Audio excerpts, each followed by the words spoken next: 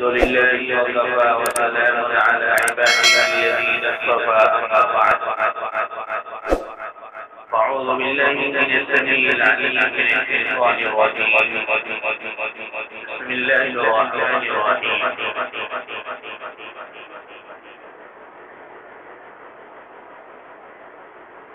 يا أيها الذين آمنوا استعينوا بالصبر والصلاة إن الله مع الصابرين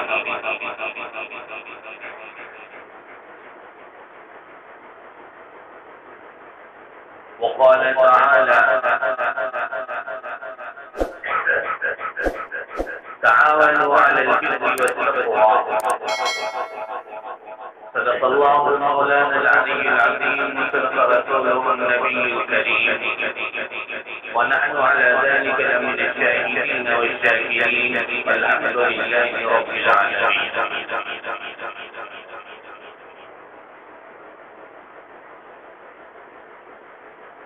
عزیزان گرامی اور دینی بھائی، السلام علیکم ورحمۃ اللہ وبرکاتہ.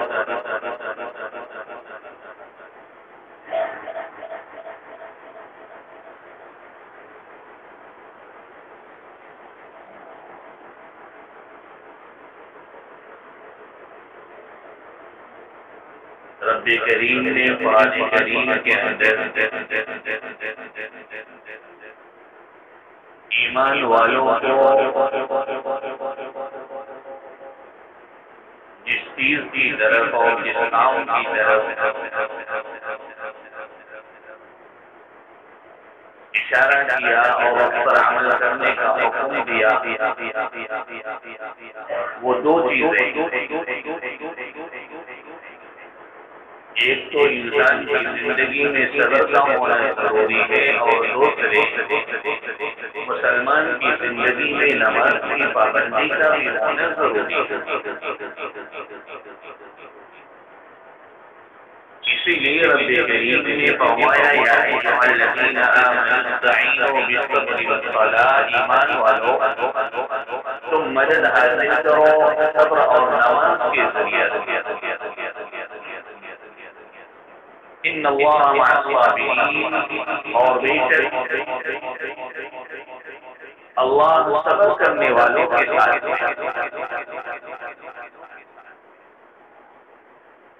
اب ہم اور آپ اپنی زندگی میں اور اپنی قریبات میں جھانک کے دیکھ لیں کہ یہ دونوں چیزیں ہماری زندگی میں ہیں کہ نہیں. اگر ہیں تو اپنے رب کا شکر ہم اور آپ ادا کریں، اور اگر نہیں ہے تو کم سے کم اس بات پر ہم اور آپ عمل کرنے کا پختہ ارادہ رکھیں کہ اللہ کی مدد مسلمانوں کے ساتھ اسی وقت آئے گی جب انسان اور خصوصاً امت مسلمہ کی زندگی میں صبر ہوگا اور مسلمانوں کی زندگیوں میں نماز کی پابندی ہوگی. صبر بھی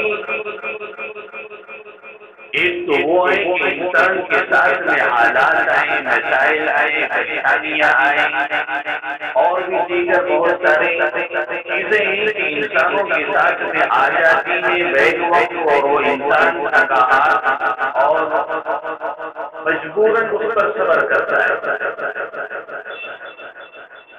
تو اس چیز کا نام صبر نہیں ہے.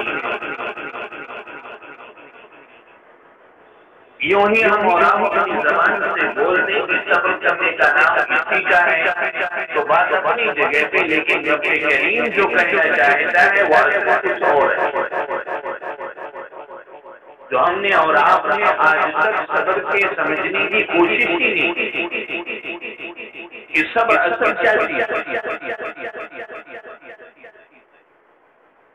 انسان کے سر میں درد ہو گیا اور اس درد کو لے کر کے وہ بیٹھ گیا اور اس نے صبر کیا اور دقت و پریشانی کو اس نے جھیل لیا، تو ہم اور آپ یہ سمجھتے ہیں کہ وہ صبر کر رہا ہے. یا کوئی بھی انسان ہے بھوکا اور پیاسا ہے، وقت پر اس کو نہ کھانا مل رہا ہے نہ پانی مل رہا ہے، تو دیکھنے والے نے یہ کہا کہ وہ بھوک بھی لگی ہے پیاس بھی لگی ہے، تو کہنے والے یہ بھی کہہ دیتے ہیں کہ بھوک اور پیاس کو برداشت کر لینا یہ بھی صبر ہے.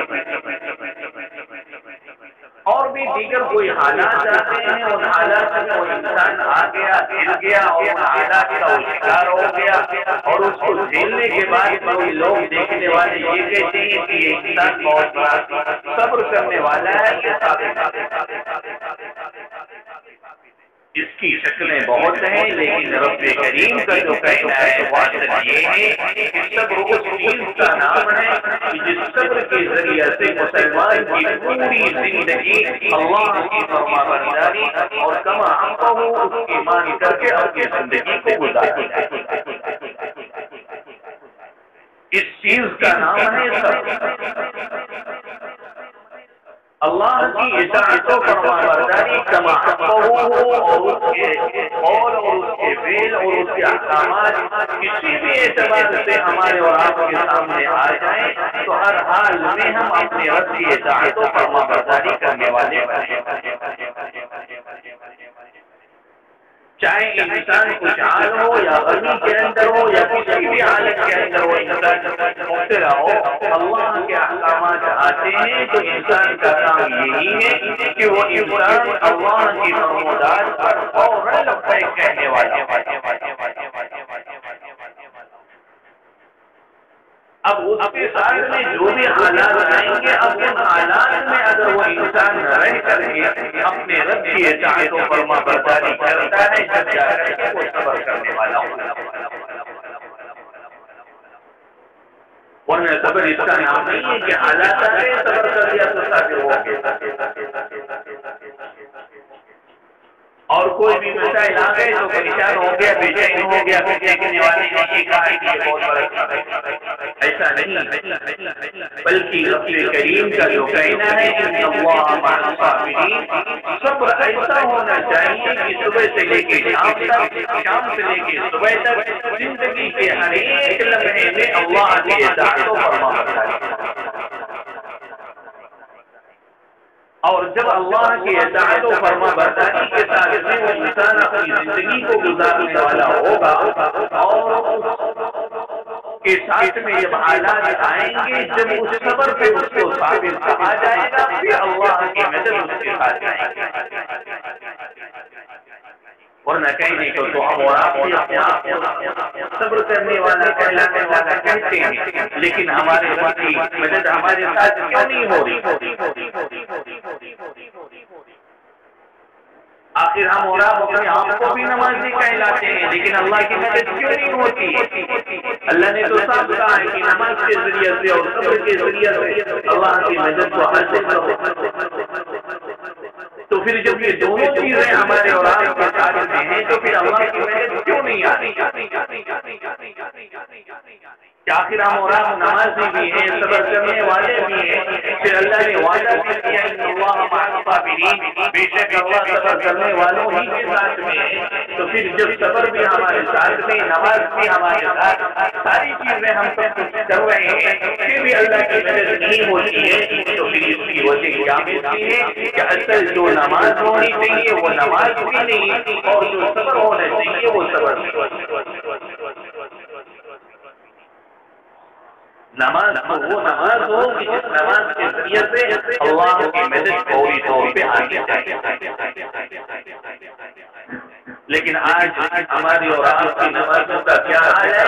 اللہ معاف کرے ہم اور آپ موقوف اس سے واقع، لیکن اللہ نے وعدہ فرمایا کہ نماز کے ذریعے سے آپ کو مدد ملے گی اور صبر کے ذریعے سے بھی آپ کو مدد ملے گی،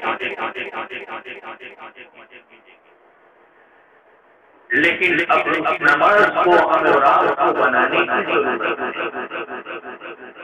اور وہ ایسا صبر ہونا چاہیے کہ جس صبر کا مطالبہ اپنے کریم نے کیا ہے، اور جب یہ دونوں اوصاف ہماری اور آپ کی زندگی میں آ جائیں گے تو ایمان والا کہیں بھی رہے گا، دنیا کے کسی بھی خطے میں ہوگا، کسی بھی گوشے میں ہوگا، رب کی مدد اس کے ساتھ، لیکن شرط یہ ہے کہ نماز نماز ہو اور صبر۔ آج صرف اور صرف لفظ صبر بولا جاتا ہے، آج ہمارے اور آپ کے ساتھ میں نماز ہے، لیکن نماز کی اصل حقیقت کیا ہے، اس کی روح کیا ہے، اس کی غذا کیا ہے، ہم اور آپ اس کو کبھی بھی نہ جاننے کی کوشش کرتے ہیں اور نہ اس پر عمل کرنے کی کوشش کرتے ہیں۔ اصل ہماری اور آپ کی زندگی میں نماز کی حقیقت ہونی ہے۔ جب انسان کی زندگی میں نماز ہوگی اور نماز کی حقیقت ہوگی اور اس کی روح ہوگی، جب جا کر کے ہماری نماز سے رب کریم کی نظر آئے۔ جیسے صحابہ کی نماز ہے، تابعین کی نماز ہے، تبع تابعین اور بزرگان دین علم مجتہدین کی نماز ہے، اور ان کی نمازوں کے ذریعے سے جیسے رب ان کے ساتھ میں ہوا کرتا تھا، آج ہماری نمازوں میں ہمارا رب ہمارے ساتھ میں کیوں نہیں؟ میرے بھائیو، اصل وجہ یہی ہے کہ اصل حقیقت میں جو صبر ہونا چاہیے وہ ہمارے پاس ہے، اور جو اصل نماز ہونی چاہیے وہ ہمارے پاس ہے۔ آج تو ہم مسئلے ہوئے کہ ہمیں نیت کدھر باتیں نہیں ہے، ہمیں تکبیر تحریمہ کیسا کرنا ہے، کیا یہ مسائل اپنی جگہ پہ نماز کی اصل روح کو نماز کے جو طریقے ہیں وہ اپنی جگہ سے، اللہ کے نبی نے کبھی کبھی کچھ اور کر کے کسی اور طریقے سے نماز پڑھی، کسی اور طریقے سے نماز پڑھی، جو صحابہ جیسا دیکھے انہوں نے ویسا بتلایا، ان کی باتیں اپنی جگہ پہ، لیکن اللہ کا جو فرمان ہے وہ اصل ہماری زندگی میں آنا چاہیے۔ اصل جو پائے کی چیز ہے وہ ہماری زندگی میں باقی ہے۔ آج تو ہم مسئلے میں الجھ چکے، یہ ان کی نماز ہے، یہ ان کی نماز ہے، یہ فلاں کی نماز، یہ فلاں کی نماز، لیکن کسی انسان نے اللہ والی نماز آج تک نہیں پڑھی۔ میرے بھائیو، آپ کو اپنے رب والی نماز پڑھنی، اپنے رب کے مطالبے والی نماز پڑھنی، الحمد سے لے کر کے تشہد تک اور سلام پھیرنے تک اپنے رب کی نماز ہونی چاہیے۔ جب یہ نماز ہماری اور آپ کی زندگی میں ہوگی، پھر دیکھو رب کی مدد کیسے ہوتی ہے۔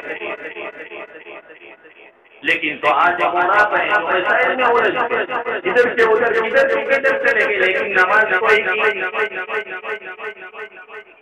آج اسی ایک نماز کو بنانے کے لیے ہم نے اور آپ نے بچپن سے لے کر کے بچپن تک محنت کرتے رہے، لیکن آج تک ایک بھی سجدہ خلوص کے ساتھ میں ہم نے اور آپ نے کبھی کیا۔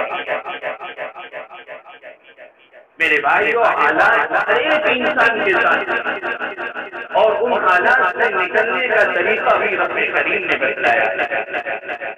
سب سے پہلے کہا ایمان والو، صبر کے ذریعے سے اور نماز ہی کے ذریعے سے جن کو مدد، لیکن ایمان والے ہیں جو صرف اور صرف تبصرے کرتے، باتیں ادھر ادھر ہو رہی، لیکن حالات کو بدلنے کی اور اپنی زندگی کو بدلنے کی کسی بھی انسان نے کوشش کی۔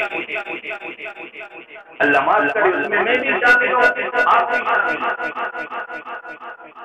ہمیں اور آپ کو کبھی بھی یہ توفیق نہیں ہوئی ہوگی یا ہم نے کبھی یہ نہیں سوچا کہ چلو حالات تو آئے ہوئے ہیں، چلو کسی ایک راج کے اندر اپنے رب کو بنانے کی ہم اور آپ۔